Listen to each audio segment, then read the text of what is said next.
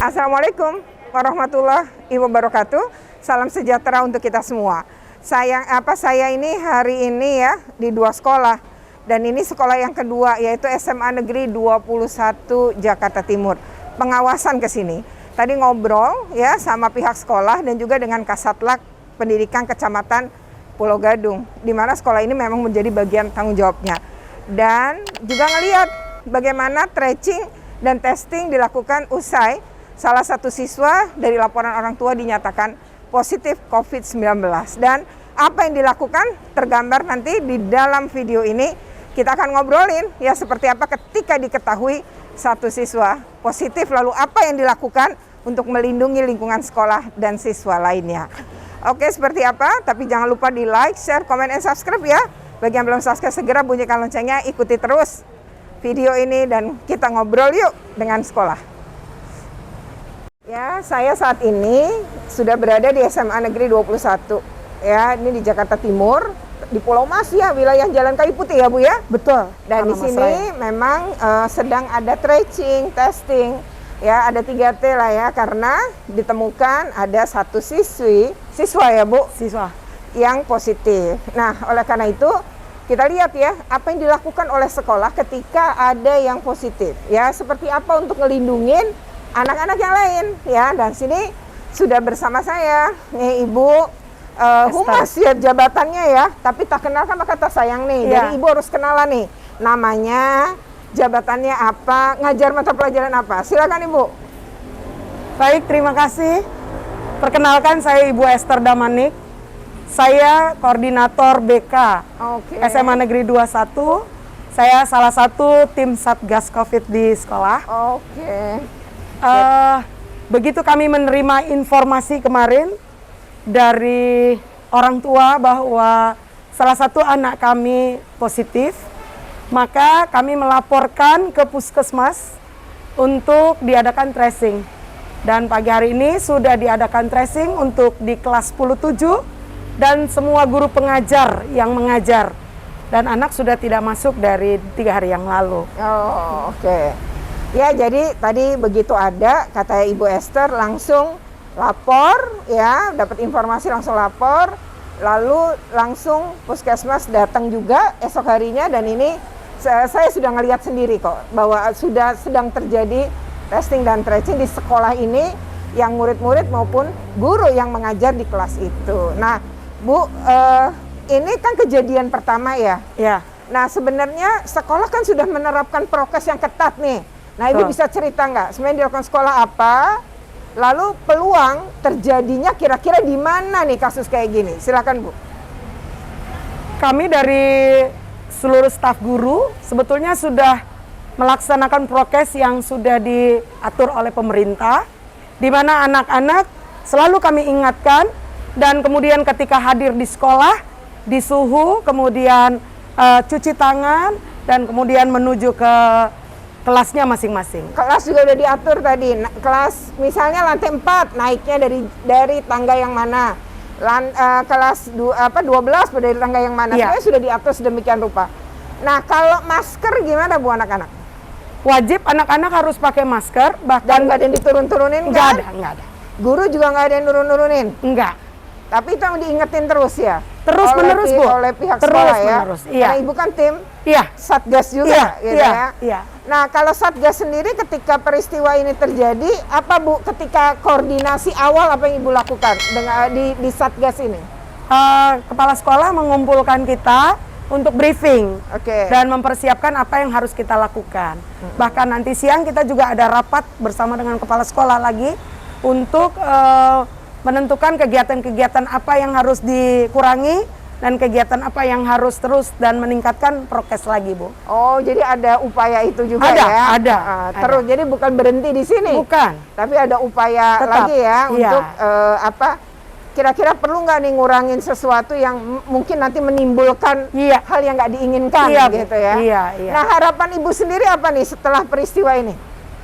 Ya, harapan kami sih sebetulnya jangan sampai ada lagi ya, supaya mekanisme belajar tetap berjalan dengan baik Karena Ya, kami ya. lihat banyak sekali manfaatnya ketika anak tatap muka ya Bu ya. Oh, dan anak juga lebih antusias tatap Oh, muka ya? antusias Bu, antusias banget ya. Oke. Terlebih karena saya juga guru BK ya, sering memotivasi mereka supaya lebih semangat karena Anak sudah juga banyak curhat? banyak Bu. Selama PJJ juga ada, sekarang juga lebih banyak. Tapi Ya, karena ya, ya. terbatas kita tidak boleh berkumpul secara langsung ya kan. Harus Jadi gilirannya gilirannya lama Iya, ya jadi. lama Bu. Guru BK-nya berapa Bu? 3 Bu. 3 muridnya jumlahnya? Muridnya 800. Wah, megang Kurang. lebih dari 200 ya. Iya Bu. Padahal Ibu wajibnya 150 ya. Betul Ibu. Nah Bu, ini kalau misalnya hasil tracing ini menunjukkan ada yang positif, berarti ditutup. Kita tergantung kepada keputusan dari puskesmas. Oh, nanti puskesmas Kita yang menunggu, menentukan iya, ya. puskesmas Jadi yang menentukan. sekolah akan nerima keputusan dari puskesmas Siap, dan Bu. pasti menjalankan Iya itu. Bu, pasti kami jalankan apapun keputusan. Oke, ngomong-ngomong anak ini sebenarnya dapatnya tadi Ibu cerita klaster keluarga atau gimana Ibu ceritakan? Kita belum bisa langsung ngobrol langsung dengan anaknya. Informasi ya. Informasinya sementara cuma positif aja. Oh, jadi tidak tahu di mana Tidak anak tahu ini dari bagaimana mana ceritanya, ya. iya. Oke. Uh-uh. Siap ya, itu tadi ya harapannya nggak ada lagi kata Bu Hester yang positif ya. Iyalah Bu. Walaupun sekolah sudah menerapkan ya kadang-kadang anak pulang sekolah mungkin nggak langsung pulang dan lain-lain ya bisa aja ya. Iya. Artinya penularan tidak terjadi di sekolah tapi mungkin peluangnya terjadi di luar gitu Iya, ya Bu. iya, iya. Makanya nih orang tua juga harus dorong anak-anaknya taat pada prokes, lagi Omikron lah, nggak usah jalan-jalan dan nongkrong-nongkrong dulu. Iya. Anak SMA nih masalahnya Betul, ya Bu. betul. Oke. Tapi rata-rata orang tua semua lebih banyak yang menjemput Bu. Lebih banyak yang menjemput Iya, ya. iya, Menjadi iya. mengantisipasi Kelihatan juga ya. Pak orang tua responnya baik, mengupayakan walaupun mereka menjemputnya dengan motor, dengan mobil, tapi ada upaya lah kami Iya, lihat. iya. Artinya sudah ada upaya Iya. untuk mencegah sebenarnya Betul, ya. betul. Oke, demikian ya kita akan ngobrol juga dengan Kasatlank Pendidikan Kecamatan Pulau Gadung. Seperti apa nih ketika ada kasus seperti ini ya. Ikuti terus video ini. Terima kasih Bu Esther. Terima kasih Bu Retno.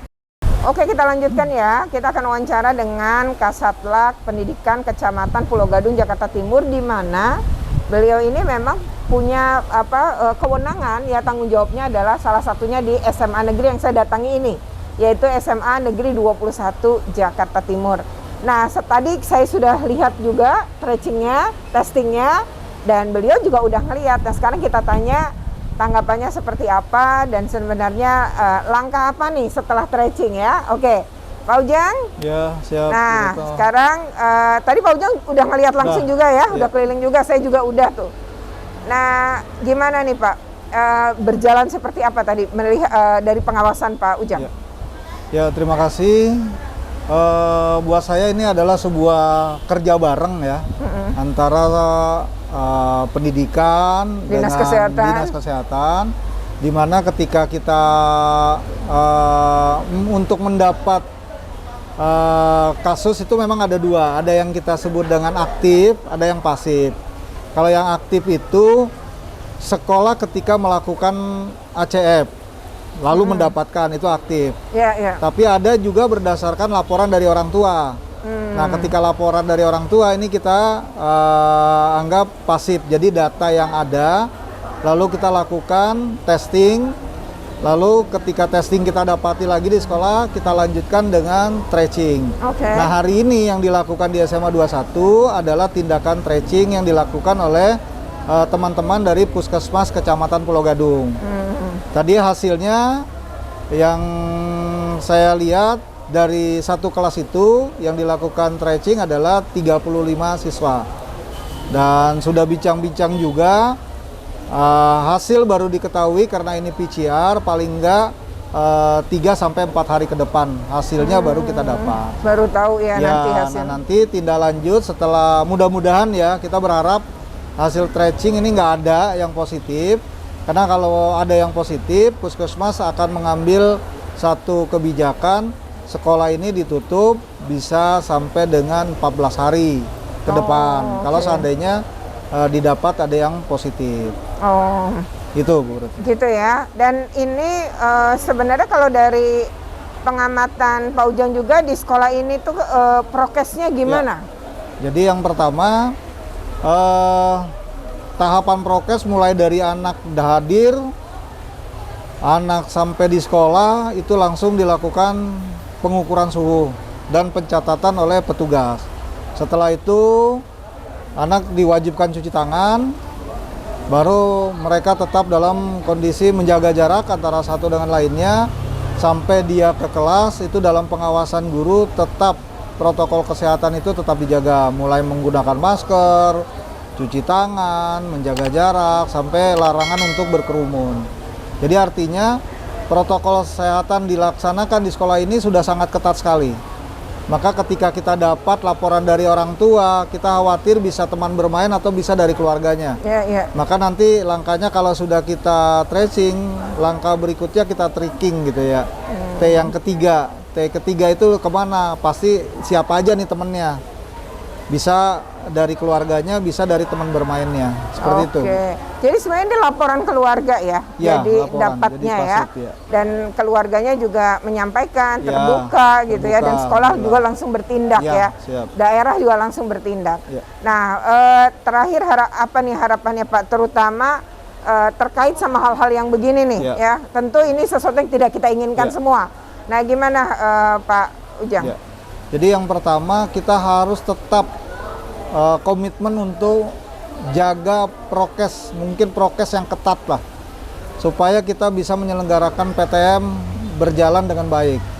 Jadi jangan lengah, baik Bapak Ibu guru selalu mengingatkan peserta didik, anak-anak juga demikian tetap jaga prokes, dan demikian pula orang tua di rumah. Karena kita peran orang tua besar nih ya. Peran orang tua besar untuk mengingatkan, terutama tadi di lingkungan sekolah kita udah ketat, tapi kalau di rumahnya kendor, boleh main, boleh segala macem gitu kan. Boleh nongkrong. Nah, itu boleh nongkrong lagi, apalagi SMA ya. Iya. Nah, ini yang kita khawatir gitu. Jangan-jangan celahnya di situ ya. Jadi di sekolahnya udah ketat, di luar sekolah tidak ketat. Nah, ini yang kita khawatir. Ya demikian ya. Jadi memang maunya sih nggak ada. Tapi apa boleh buat ya, seketatnya sekolah ternyata juga tetap ada yang positif karena ada faktor lain, bukan cuma di sekolah aja, dalam upaya menjaga anak-anak kita untuk tidak tertular ya. Oke, demikian video ini, semoga bermanfaat. Jangan lupa untuk di like, share, komen, dan subscribe ya. Bagi yang belum subscribe, segera bunyikan loncengnya, ikuti terus video-video terbaru berbicara pendidikan dan anak. Oke, wassalamualaikum warahmatullahi wabarakatuh. Terima kasih Pak Ujang.